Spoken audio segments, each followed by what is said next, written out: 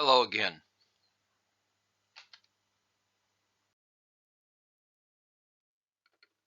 This is Math 2233 coming to you from the College of DuPage.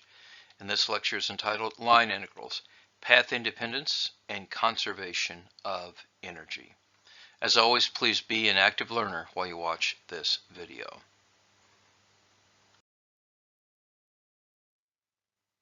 Independence of path. Suppose that C1 and C2 are two piecewise smooth curves, which are called paths, that have the same initial point A and terminal point B.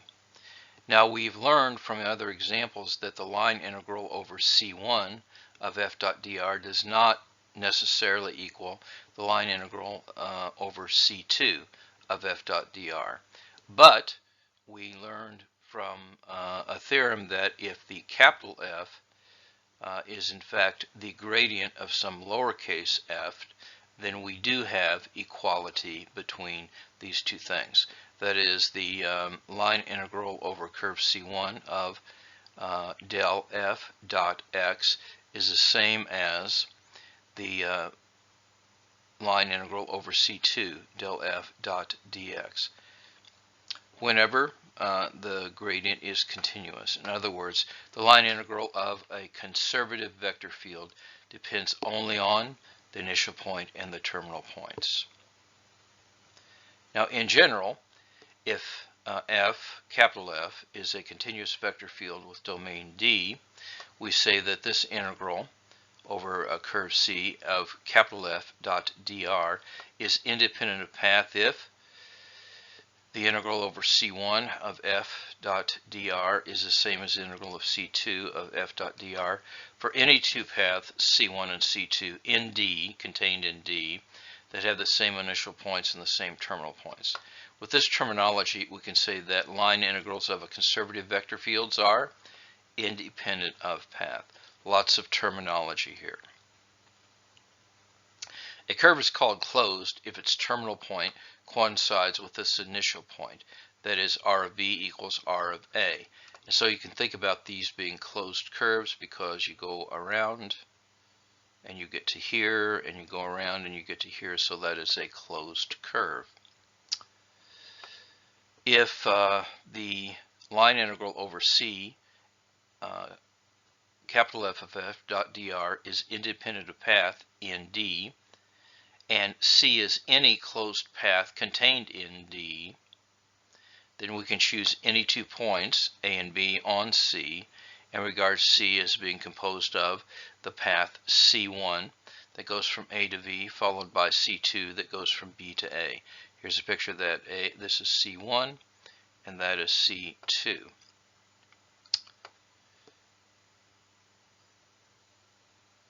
Then the integral of capital F dot dr is equal to the integral over C1 of f dot dr plus the integral over C2 of f dot dr.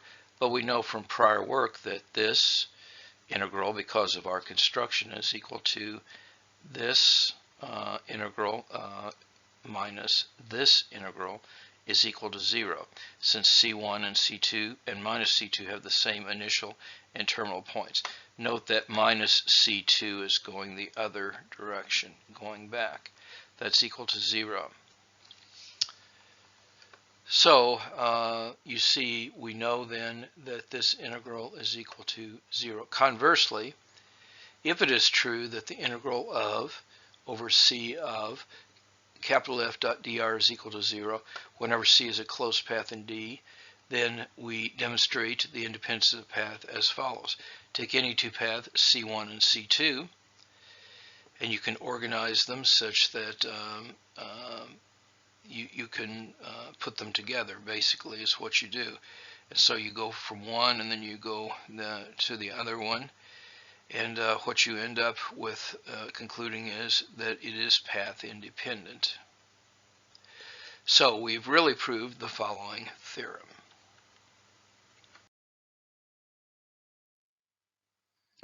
So here's the if and only if theorem. The line integral over C of capital F dot dr is independent of path in D if and only if the integral around every closed path C and D of capital F dot dr is equal to 0. We proved both ways. Now, since we know that the line integral of any conservative vector field is independent of path, it follows that this integral over C of f dot dr is equal to 0 for any closed path. The physical interpretation is the work done by a conservative force field, such as gravity, as it moves an object around a closed path is 0.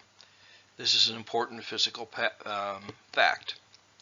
Now, the next theorem says that the only vector fields that are independent path are conservative. It is stated and proved for plane curves, but the proof for space curves is very similar. We assume that our region D is open, which means that for every point P in D, there's a disk with center P that lies entirely in D. So D, the region, does not contain any of its boundary points. In addition, we assume that D is connected. That means that any 2 points in D can be joined by a path that lies in D. All of these geometrical or topological considerations are important for the proofs.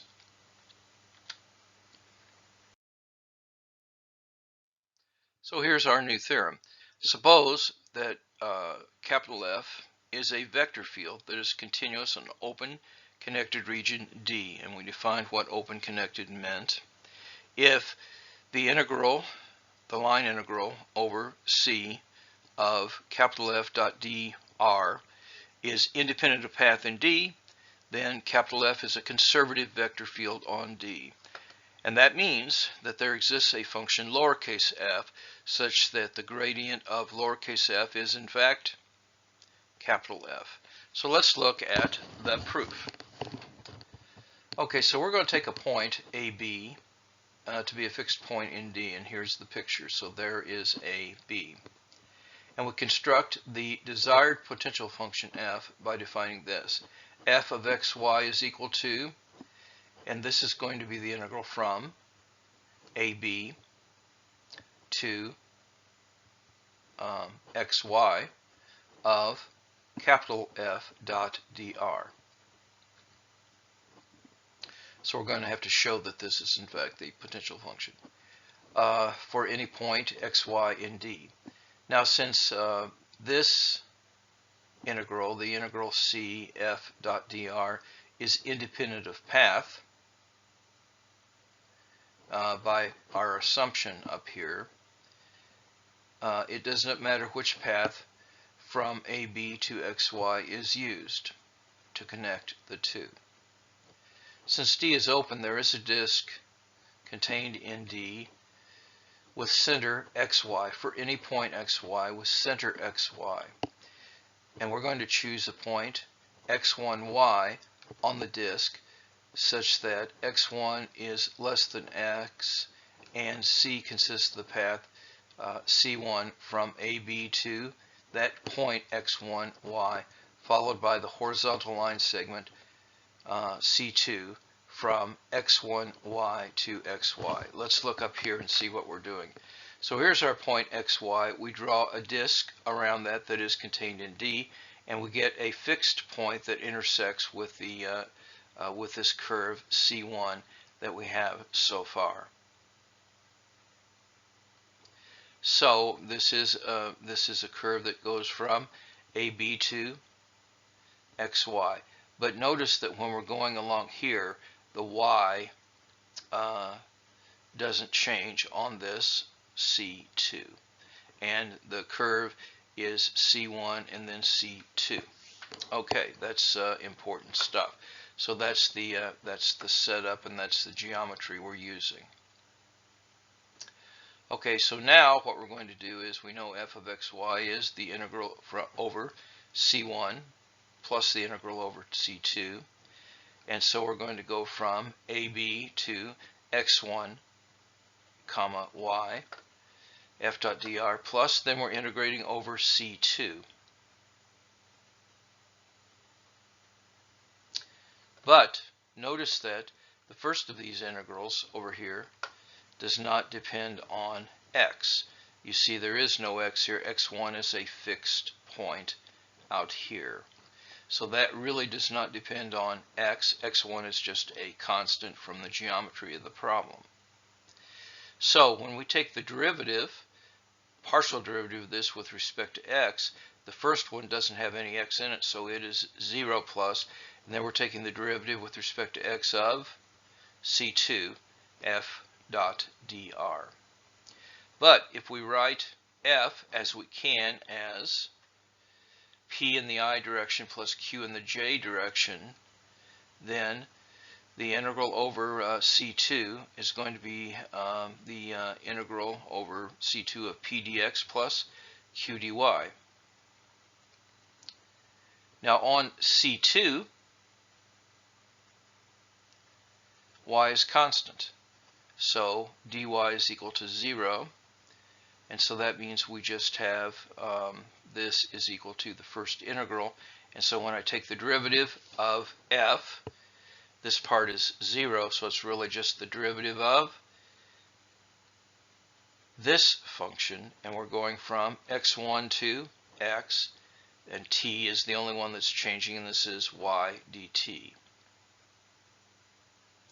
So the derivative with respect to x of this is a constant. The x is in the upper limit, is going to be p of xy. This is the fundamental theorem of calculus that you studied in Calculus 1. You may want to review it, I don't know, but that's the fundamental theorem of calculus. Now, so you see what we've shown is the partial with respect to x of this lowercase f is p of xy. A similar argument can be made for y. So we would draw a picture like this. The curve would go from here, and then we would go to the xy. And this distinguished point would be the fixed point that we use, and we'll make a similar argument. But now instead of having a horizontal segment, we have a vertical segment. So the partial of y with respect to y of f of xy is this. This one's going to be equal to 0, so this is the derivative with respect to y of just the second function, and this goes from y1 to y, so this is going to be q of xy. So now we've shown that capital F is, in fact, the derivative of the gradient, rather, of lowercase f, where lowercase f is the pi plus qj. You want to think about this proof for a while. Now, note, as often is the case, this is an existence proof. We're telling us there exists a function f such that that is true. It did not give us direct insight into how to find the potential function, but that is a coming attraction.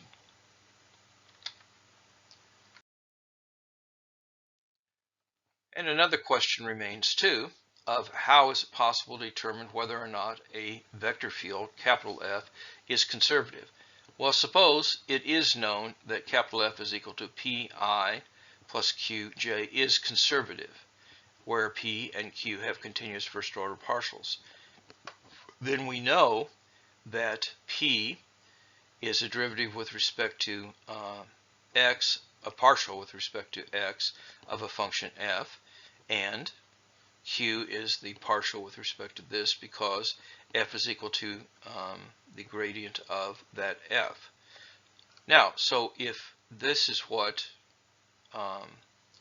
f is, then we know that if we take the derivative with respect to y of p, that's equal to the derivative with respect to q of x. And those are the second partials. So you see, if the second partial are equal, the partial of q with respect to x and the partial of p with respect to y, where f is this, then it is conservative. And we have proven this theorem. So if, let's quote the theorem for clarity. So if capital F of xy is equal to p of xy in the I direction plus q of xy in the j direction is a conservative vector field, that's the if part, and P and Q are nice enough, then this partial is equal to this partial. Now, you see, so if this partial is equal to this partial, then we, in fact, I guess we could say if this partial does not equal to this partial, then they're not conservative. The converse of this is not true in general, but it is true if we have a special type region. And this is getting kind of complicated topologically. But we have to have a simple curve. And that's a curve in which it doesn't intersect itself anywhere between the endpoints. And so these are, so it has to be a simple closed curve. So here's some examples. This is simple but not closed. This is not simple and not closed. This one is closed but not simple. This one is nice enough. It is simple and closed. And the converse of it is going to be true. So this theorem says that if it's a conservative vector field, then this is true. If you have the right kind of region, if this is true, then it is a conservative field. So that's the sort of story here, and we'll say more about the topologies of this later.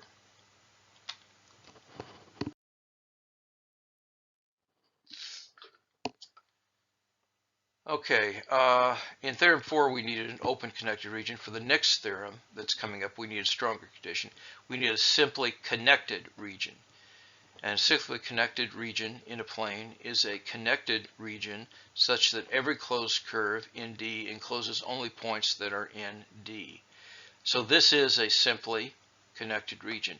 This is not a simply connected region because this closed curve contains points inside that are not in D. Similarly, you can do the same thing with this. And here, this is not connected. Okay, so let's,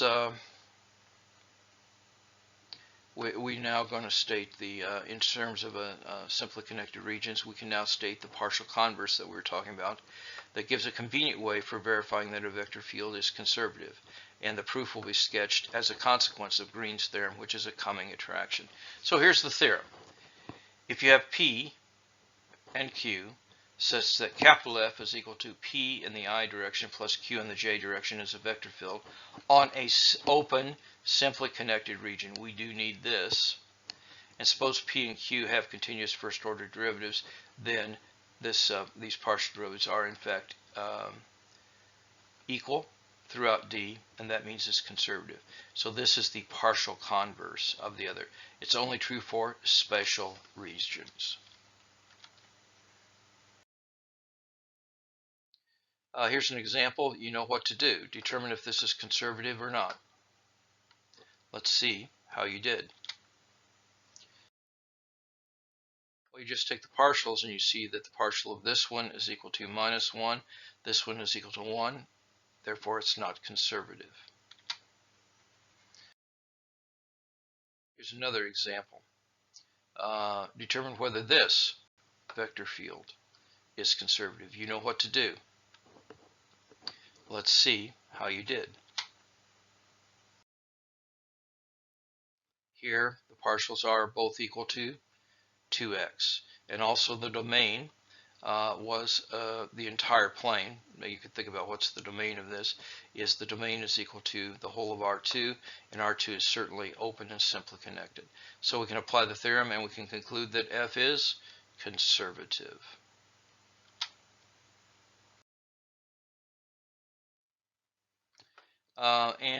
Here's a couple of examples. Now here you can see that the vector field, this is one of the examples that we went through, the vector field lines up very well with this, so you can anticipate that the integral, the work done around the curve, since they're pretty much lined up, is going to be greater than 0, therefore it's not conservative. Down here you got some that are negative and some are positive, and that makes you think, oh, maybe that is conservative because maybe that will equal to 0 because it'll get some cancellation.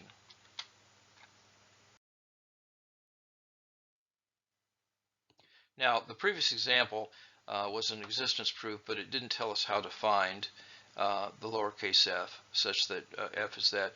The proof of Theorem 4 did give us a clue as to how to find f, and we're going to use partial integration in the following example. But this example is you want to try to find what is this f, lowercase f, such that f is equal to del f, and this is the one that we just found that this was conservative. And then we want to evaluate the line integral of capital F dot dr over c, where c is this curve. You know what to do. Let's see how you did. Okay, we knew it was conservative, so now what we're going to do is we're going to take our derivative. But we know that it is conservative, so there is an f with del f equal f, and we also know that the partial of this lowercase f with respect to x is 3 plus 2xy, because it's sitting here in the I direction. We also know that the partial with respect to y is the j component, and this is x squared minus 3y squared. So we're going to integrate this expression with respect to x.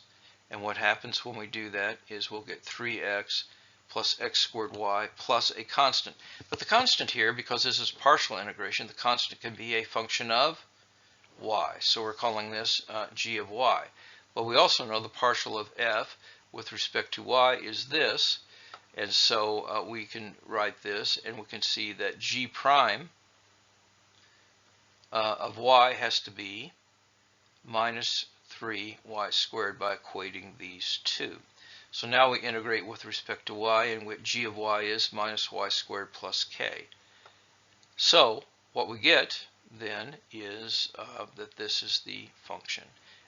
F of xy is equal to 3x plus x squared y minus y cubed plus k. And the way we got y cubed was we had that this one was 3y squared. So when we integrate it, we get minus y cubed plus k. And so that is the desired potential function.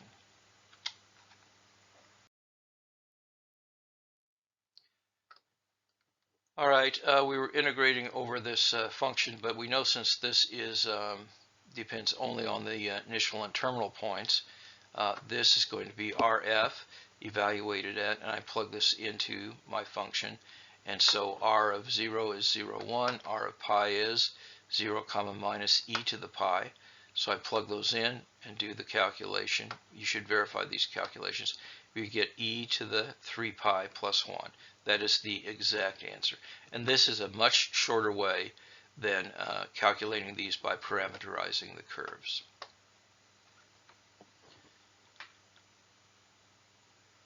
Now, the next example shows that the technique for finding the potential function is much the same as for vector fields in R2, but this time we're solving it in R3. And so I'm asking you to give this a go. So what we have is, if capital F of xyz is y squared in the I direction, 2xy plus 3z in the j direction, plus 3y e to the 3z in the k direction, I'm asking you to find a function, f, lowercase f, and this was uppercase f, such that the gradient of lowercase f is capital F. You know what to do. Let's see how you did. Okay, so if there is such a function, then I know the partial with respect to x is this, the partial with respect to y is this, and the partial with respect to z is this. Those are the coefficients here of x, of I, j, and k specifically. So we're going to integrate the first one with respect to x.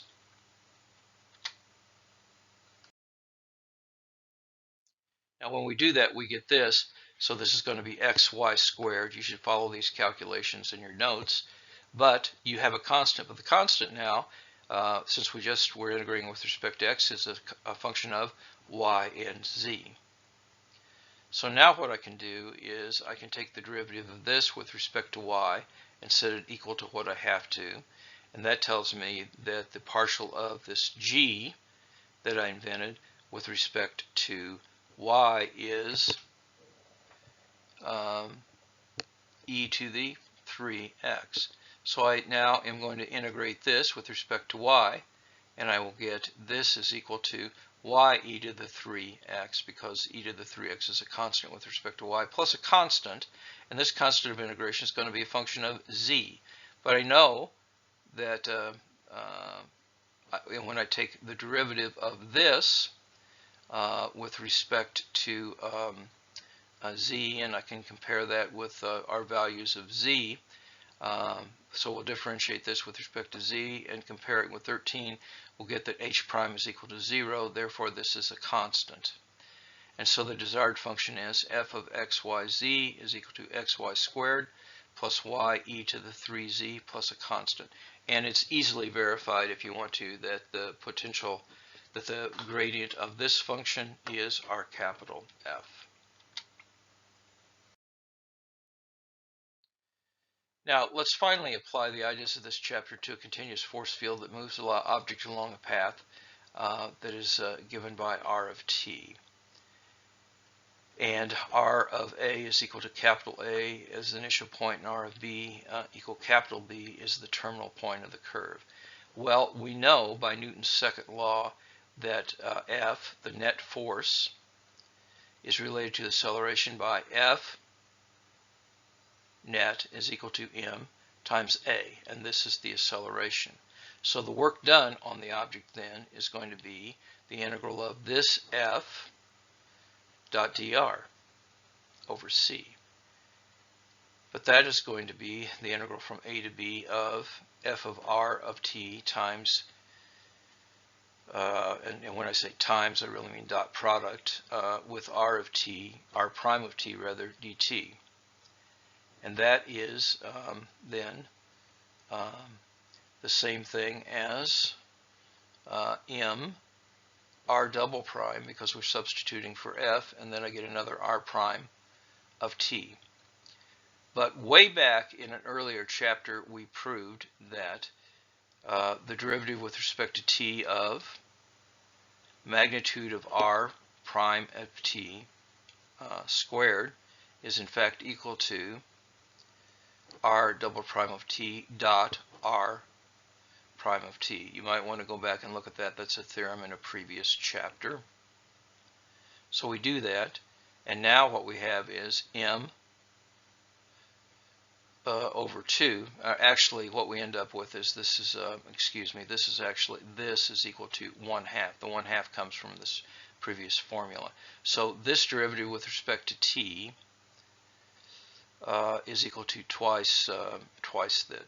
So anyway, we get m over 2, which is going to be the 1/2 m, and we're integrating this.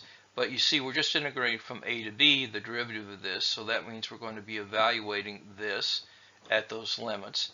And so that is 1/2 m, and this is v squared, velocity squared. So the work is 1/2 m, this is v squared at the upper point, minus 1/2 m v squared at the lower point. So you see the work is equal to the change in kinetic energy. So that says that the work done by a force field along C is equal to the change in kinetic energy at the endpoints.